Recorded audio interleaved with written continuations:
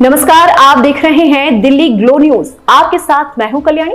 शुरुआत करते हैं आज की खास खबरों से। राज्य कर्मचारी संयुक्त परिषद के पुरोधा स्वर्गीय पीएन शुक्ल की पुण्यतिथि पर सिंचाई विभाग फुलबाग में भावभीनी श्रद्धांजलि दी गई। पुण्यतिथि के अवसर पर परिषद के अध्यक्ष राजा भरत अवस्थी ने कहा कि पीएन शुक्ल ने राज्य के कर्मचारी व शिक्षकों को केंद्र के समान वेतन, महंगाई भत्ता व अन्य सुविधा दिलाए जाने के लिए 2-3 वर्ष तक जेल में निरुद्ध रहे। उनके द्वारा की गई हड़ताल का व सशक्त आंदोलन से तत्कालीन प्रधानमंत्री इंदिरा गांधी ने उन्हें दिल्ली बुलाकर राज्यसभा सदस्य व बाद में विधान परिषद सदस्य बनाया।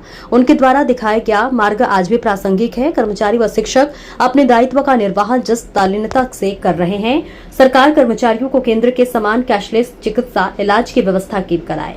पुरानी पेंशन बहाली, 8वां वेतन आयोग की समिति का गठन, सीसीए रोके हुए भत्ते बहाल करने व कर्मचारियों के बीच से एमएलसी बनाए जाने की आवाज बुलंद से उठाई जाए। तो वही बैठक का संचालन मंत्री ए कोमल सिंह ने किया और वही पुण्यतिथि पर विभिन्न संघों के पदाधिकारियों ने पुष्पांजलि अर्पित की। प्रमुख रूप से रणधीर सिंह, हरीश श्रीवास्तव, धर्मेंद्र अवस्थी, अजय द्विवेदी, विनय गौतम, SMZ नकवी, विमल वर्मा, प्रशांत शुक्ला, दिनेश यादव, शैलेंद्र, अखिलेश कुशवाहा, प्रेम नारायण दीक्षित, उषा कुमारी, सुनीता साहू आदि मौजूद रहे। पीएन शुक्ल जी की आज पुण्यतिथि के अवसर पर आप सबने श्रद्धांजलि दी और आज हम सिंचाई विभाग के कार्यालय में बैठे हैं।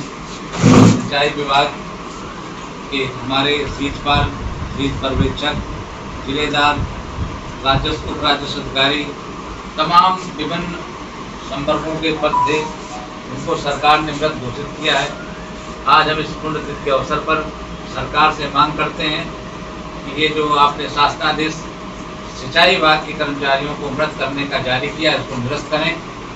और जिस तरह से आप बिजली कर्मचारियों के ऊपर तानाशाही रवैया दिखा रहे हैं, निजीकरण पर उतारू हैं। अगर सब निजीकरण करना है तो सरकार किस बात की? हम सरकार से मांग करते हैं कि निजीकरण न किया जाए।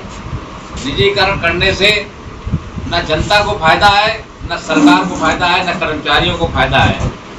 सरकारी कर्मचारी हर संकट में, चाहे कोरोना हो, चाहे बाढ़ हो, बिजली कर्मचारी कितने तन्मयता के साथ कार्य करते हैं।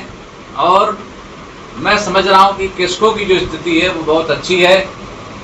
और सरकार, अभी हमारे माननीय प्रधानमंत्री जी आ रहे हैं। मैं आज पुण्यतिथि के अवसर पर ये बताना चाहता हूँ आप सबको कि पूर्व प्रधानमंत्री स्वर्गीय इंदिरा गांधी जी ने हमारे स्वर्गीय नेता पीएन शुक्ल, जो कर्मचारियों के हितों की रक्षा के लिए 2.5 साल अनवरत जेल में रहे, उनको टर्मिनेट किया गया, सस्पेंड किया गया। जो जो उनके खिलाफ कार्रवाइयां सरकारी हो सकती थी वो की गई।